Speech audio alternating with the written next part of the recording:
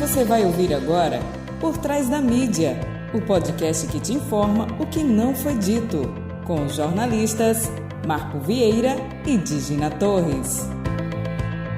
Olá, eu sou Marco Vieira.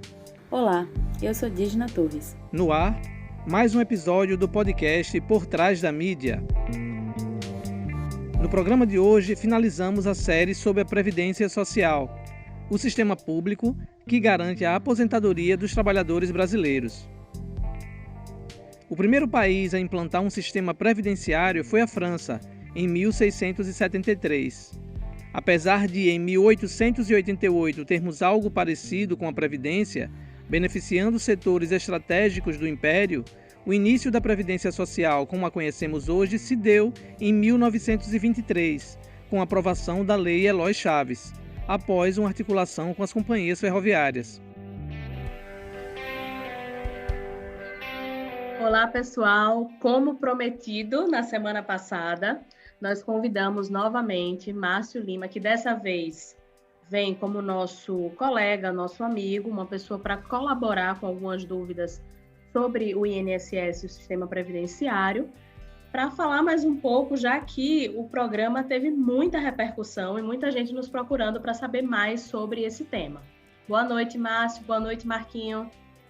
Boa noite, Dígina. Boa noite, Márcio. Bem-vindo. Olá, boa noite, Dígina. Boa noite, Marco. É uma grande satisfação estar de volta neste espaço de orientação e informação à população. Ah, legal. Eu acho que é bom, Dígina, também a gente falar para os nossos ouvintes que, pela essa questão da pandemia, a gente começou a gravar à distância os nossos podcasts, né? Então, pode ser que em algum momento tenha alguma interferência, algum ruído aí, né? Então, tá cada um no seu cafofo. Verdade. E tentando fazer essa comunicação aí por telefone. Verdade.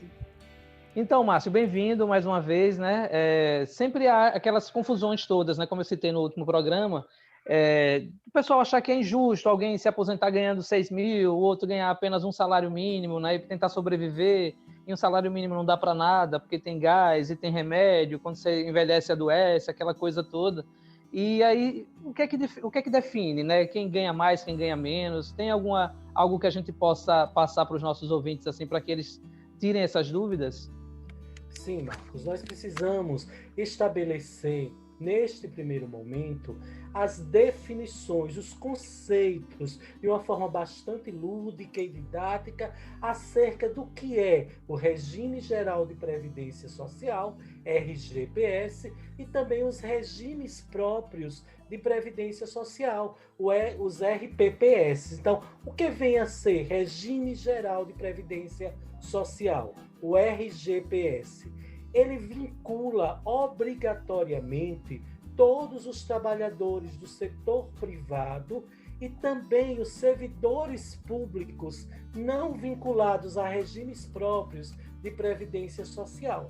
A gestão do Regime Geral de Previdência Social é feita pelo Instituto Nacional do Seguro Social, o INSS. Agora, o que vem a ser os regimes próprios de previdência social? Cada ente público da federação, a União, os estados, o Distrito Federal e os municípios, né? Cada ente desse pode ter o seu regime próprio com a finalidade de organizar a previdência dos servidores públicos titulares de cargos efetivos, tanto daqueles em atividade como daqueles já aposentados e também dos pensionistas, cujos benefícios estejam sendo pagos pelo ente estatal. As gestões são efetuadas distintamente pelos próprios entes públicos instituidores. É bom lembrar que quando tem essa faculdade de que o ente público da federação pode ter o seu regime próprio, a gente chama atenção aqui porque, digamos, os municípios, vários municípios não têm regime próprio e os seus servidores, mesmo estatutários, vão contribuir para o Regime Geral de Previdência Social, que é gerido pelo INSS. Quais são as normas básicas de cada regime? Pronto. Então, para o regime geral de previdência social, nós, lógico, temos que pegar a lei máxima do nosso país, que é a Constituição Federal de 88. Lá no título 8º da Ordem Social, no capítulo 2º, que diz respeito da Seguridade Social, na seção 1ª das Disposições Gerais, nós vamos chamar como normas básicas o artigo 194 e também o artigo 195. Esses dois artigos, respectivamente, tratam de o 194 da Seguridade Social e o 195 do financiamento da Seguridade Social. Ainda na Constituição, na seção 3ª da Previdência Social, nós poderemos invocar os artigos 201 e o 202. O 201 faz referência à Previdência Social, enquanto que o artigo 202 da Constituição Federal faz referência à Previdência Privada. Ainda nessa perspectiva, nós poderemos pensar, chamar para essa discussão as emendas constitucionais. O que é uma emenda constitucional? Só para que deixar claro, não é? É uma modificação da Constituição de um Estado. Ela vai resultar em mudanças pontuais do texto constitucionais, as quais são restritas, essas mudanças são restritas a determinadas matérias. Não podemos apenas ter como objetivo a abolição das chamadas cláusulas pétreas. O que são essas cláusulas pétreas? São dispositivos constitucionais que não podem ser alterados. Essas cláusulas pétreas estão inseridas na Constituição, dispostas em seu artigo 60, parágrafo 4º, sendo elas a forma federativa do Estado, o voto direto, secreto, universal e periódico, a separação dos poderes e os direitos e garantias individuais. Então, esses aspectos não podem ser alterados, né? Então, essas emendas constitucionais, essa especificamente, a emenda constitucional número 20, que foi de 15 de dezembro de 98, ela modificou o sistema da Previdência Social, estabeleceu normas de transição e deu outras providências. Já a emenda constitucional 103, que foi recente, mais recente, de 12 de novembro de 2019, ela alterou o sistema de previdência social e estabeleceu regras de transição e disposições transitórias. Então, veja, até aqui, como normas básicas para o regime geral de previdência social, nós chamamos à luz, né, a questão da Constituição Federal e as emendas constitucionais. Além desse arcabouço, nós temos também as leis 8.212, que é de 91, que ela diz o que essa lei? Ela vai dispor sobre a organização da Seguridade Social e ela vai instituir o plano de custeio. Como é custeada essa Seguridade Social? E a Lei 8.213, também de julho de 91, ela faz referência aos planos de benefício da Previdência Social. Ainda também nós temos o Regulamento da Previdência Social, o RPS, que foi aprovado pelo Decreto 3.048 em maio de 99. Como já está dizendo, o regulamento vai ditar as regras. Então, são essas as legislações básicas para o regime geral de previdência social. Já em relação aos regimes próprios de previdência social, nós poderíamos chamar, na Constituição Federal, né, no título 3º, que é da organização do Estado, no capítulo 7º, da administração pública, e na seção 2ª, dos servidores públicos, em seu artigo 40. Veja, o artigo 40 vai justamente falar dos servidores titulares de cargos efetivos da União, dos estados, do Distrito Federal e dos municípios. E este artigo vem acompanhado de seus 21 parágrafos. Esses parágrafos, cada um, vai definir como é que se dá essa relação entre o servidor e o ente a que ele presta o serviço. né? Lógico que todos os servidores titulares de cargo efetivo, caso da União, dos estados, do Distrito Federal e dos municípios, devem acessar essa condição de servidor titular de cargo efetivo mediante a aprovação em concurso público, que pode ser de títulos e prova ou só de prova, né? Então, além disso, além da Constituição Federal, no seu artigo 40, né, em seus parágrafos, nós também temos as portarias do Ministério da Economia. É bom a gente lembrar que essas portarias são de 2008, não era Ministério da Economia, era, na época, Ministério da Previdência Social. Hoje, o Ministério da Economia, em relação à questão da Previdência, nós temos a Secretaria Especial de Previdência e Trabalho. Esta secretaria, por sua vez, em relação à Previdência, está dividida em 4 subsecretarias, né?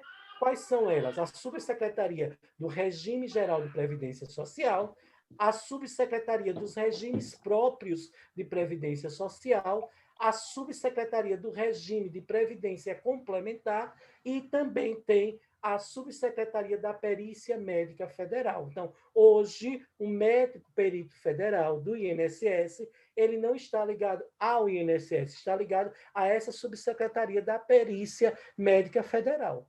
Lógico, ele faz a perícia no INSS, mas ele está ligado a essa subsecretaria. Então, quais são essas 2 portarias, né, do Ministério da Economia, na legislação de hoje, na nomenclatura atual, que dizem respeito aos regimes próprios de previdência social? É a portaria 402 de 2018, que aí ela apresenta as diretrizes gerais para os regimes próprios de previdência social, e a 403, que são as normas de atuárias. Então, são essas legislações que nós temos para dar respaldo tanto ao regime próprio, aos regimes próprios, quanto ao regime geral de previdência social. Ou seja, né, tá tudo dentro da lei, né? Ninguém adianta reclamar, né? Exatamente. E lógico que, veja que na Constituição, na formação dessa legislação, bebe-se, né, da fonte da lei máxima, que é a nossa Constituição Federal, e de leis, né, menores infraconstitucionais, chegando até aos normativos, como, digamos, portarias ministeriais, né? Nós temos atos de que o INSS, principalmente a Previdência Social, o INSS que executa, assim como os regimes próprios, estão sempre respaldando na questão de dizer ao trabalhador se é reconhecido ou não aquele direito que ele pleiteia mediante a legislação. Então, nós trabalhamos com as normativas. Em cima desses normativos, a gente vai respaldar os atos da administração pública. Qual o objetivo da reforma da Previdência e por que a gente não consegue chegar numa reforma, né, que agrade de fato? Assim, porque a gente ouve muita reclamação de gente que faltava 5 anos para se aposentar e com essas mudanças aí ganha mais 3 anos, mais 4 anos, mais 5 anos e vai mudando, vai mudando. Né? Primeiro, qual o objetivo? E segundo, se é possível acontecer uma reforma que realmente agrade todo mundo. Olha, o objetivo da reforma, na verdade, é aproximar esse regime geral de previdência social dos regimes próprios de previdência social, né? Reduzindo as diferenças até então existentes. Lógico, as pessoas dizem assim, costumam taxar, né, a grosso modo, os servidores públicos ganham muito bem, né, quando se aposentam também, mas é preciso que a gente faça uma reflexão, né? O servidor público ganha muito bem nessa perspectiva, mas observe, a alíquota que ele tem de contribuição é diferenciada. Quando ele se aposenta, ele continua a pagar com a previdência, para a Previdência Social, para o regime próprio, certo? Ele, na verdade, tem todos os impostos, imposto de renda já descontado na sua fonte, né? E observe, ele não tem direito ao PIS, ao PASEP, não tem mais esse direito. Então, veja, então é uma questão de que não é regalia que a gente poderia dizer que o servidor público tem, né? É um sistema diferenciado, tá? Então, é essa observação, porque, no caso, o regime próprio, o regime geral de previdência social, o que é gerido pelo INSS, tem um teto, assim como também o servidor público. Só que o servidor público tem esse teto de uma forma mais ampla, só que incide as contribuições previdenciárias. Tá? E as exigências para a aposentadoria são umas exigências mais rígidas, digamos assim. Outra coisa, um servidor público, não é? Se ele não der o devido respaldo às suas atribuições, quando ele assume, como ele toma posse daquele cargo, ele pode ser demitido, mesmo com a estabilidade. Mas, lógico que tem aí o devido processo legal, a ampla defesa, o contraditório, não é? Na seara administrativa também, mas observe que tem essa questão. Então, há algumas diferenças, né, nesse aspecto. E o funcionário público que se cuide aí, porque com esse governo risca até a perder essa estabilidade aí, né? Tem vias aí dessa questão da reforma administrativa, e com essa reforma administrativa traz no seu bojo, não é, todas as questões aí que querem tirar a estabilidade, essas questões todas. E aí vai dizer, porque quem já estava, mas quem já estava também vai ter que pagar o pedágio, né, que a gente chama, assim como o trabalhador da iniciativa privada e aqueles servidores públicos e que os entes, principalmente os municípios, não fizeram a adesão a um regime próprio. Porque aqui em Aracaju, por exemplo, a Prefeitura Municipal de Aracaju tem um regime próprio, né, que é o Aracaju Previdência, certo? Então, os servidores de lá são regidos por esse regimento, pelas leis que obrigam esse regime próprio de previdência social. É bom lembrar, Marcos, como eu disse na última vez que estive aqui batendo papo com vocês, quando se faz uma certidão de tempo de contribuição, ou seja, você trabalhou numa iniciativa privada, né, CLT, durante um determinado período, passa em um concurso público e se torna estatutário, tendo um regime próprio, digamos, você, como jornalista, Marcos, você trabalhou 5 anos numa empresa, aí, num jornal de carteira assinada. Passou no concurso público para a Prefeitura Municipal de Aracaju. Você se torna estatutário. Então, você pode pegar estes 5 anos da iniciativa privada, solicita ao INSS a certidão de tempo de contribuição e você vai averbar no regime próprio, que no caso seria o Aracaju Previdência. Compete aí ao Aracaju Previdência, depois que fizer essa averbação, juntar esse tempo que você contribuiu para o regime geral no regime próprio, cobrar do regime geral as contribuições que você verteu para ele, para aquele regime, que vem automaticamente, depois desse acerto de contas de dados aí, os valores que você contribuiu aqueles 5 anos para o regime geral são transferidos para o regime próprio. Há um acerto de contas aí. Entende? Então, se você trabalha 2 anos na Prefeitura de Aracaju, você fez essa averbação, você não tem 2 anos, você tem 7. 5 da iniciativa privada que você levou para o regime próprio, mais 2 que você já trabalha. Então, passa a ter 7 anos. Joia. Márcio, eu vou ter que encerrar essa nossa conversa, porque a gente já está no finalzinho do tempo. Então, eu gostaria de agradecer mais uma vez essa sua contribuição, colaboração para sanar as dúvidas nossas e dos nossos ouvintes, tá? E seja sempre muito bem-vindo aqui ao nosso espaço. Estou sempre à disposição de vocês, Marco, Dígina, e Obrigadão. se eu puder ajudar, contribuir, nós estamos neste mundo justamente para somar, e nessa somatória a gente também aprende bastante. Gratidão a vocês, e eu estou aberto a que vocês desejarem, quando precisarem, a gente marcar esses bate-papos que são muito enriquecedores também para mim. Criamos o quadro Apoio Cultural com o objetivo de fomentar a economia solidária. Nesta semana, quem vem vender o seu peixe é Alexandro, da Sapienza. Vamos ouvi-lo. Apoio Cultural. Acelere seus resultados com a Sapienza. 67% da jornada do comprador agora é feita digitalmente. Isso significa que sua estratégia digital é mais importante do que nunca. A Sapienza é uma empresa sergipana especializada na geração de leads para aumentar o faturamento da sua empresa. Aceleramos o crescimento de empresas utilizando estratégias de marketing e vendas, análise de dados de otimização de resultados, produção de conteúdo e campanhas com foco em performance. Se você tem uma empresa de serviços ao consumidor, varejo físico ou e-commerce, acesse www.sapienzae.com.br para saber como acelerar os seus resultados junto com a gente. Fato da semana.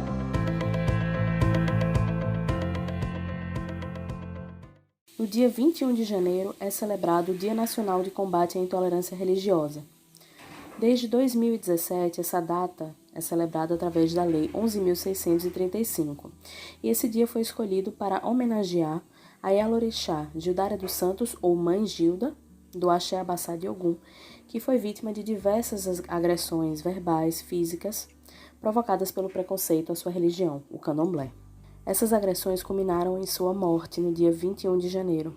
Portanto, a data de falecimento de Mãe Gilda é o mote que serve de alerta para o combate à intolerância religiosa, ao preconceito e ao racismo religioso. Aqui em Sergipe, caso aconteça algum crime de intolerância, esses crimes eles estão cobertos pela lei, tanto no Estatuto da Igualdade Racial como na própria Constituição Federal. E em Sergipe você pode denunciar na Delegacia de Atendimento aos Grupos Vulneráveis, que fica na Rua Itabaiana, número 258, ou também pode denunciar através do Disque 190. Não se cale. Intolerância religiosa é crime.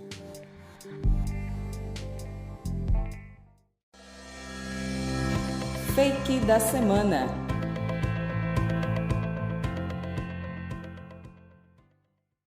Lembrando mais uma vez que esse quadro são para aquelas notícias tão absurdas e surreais que parecem fake, mas infelizmente não são. O fake aqui nesse caso é uma ironia, tá bom? Não sei vocês, mas eu já testei minha aptidão artística desenhando bigodinhos, óculos e pintei muitos rostos em recortes de revistas. Mas alguém do Exército Brasileiro não escolheu muito bem o local para fazer arte. Uma publicação na página oficial do Centro de Avaliações do Exército, com fotos de um treinamento de suporte básico de vida no trauma, viralizou nas redes sociais. O motivo?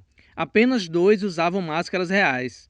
Os demais tiveram máscaras desenhadas em computador em seus rostos. O meme veio pronto, disse o internauta. Em um festival de selfies com máscaras fake se espalhou pela internet. Após a repercussão, as imagens foram apagadas da página oficial. Nem com pintura digital a imagem do Exército Brasileiro melhora. Virou governo? Vai ter que aguentar a resenha. Esse foi o Por Trás da Mídia. Esperamos vocês na próxima semana. Tchau, tchau. Vale lembrar, se tiverem alguma dúvida ou sugestão de pauta, por favor, nos envie um e-mail para podcastptm@gmail.com ou entre em contato conosco através da nossa página no Instagram, @podcastportrásdamídia. Até semana que vem.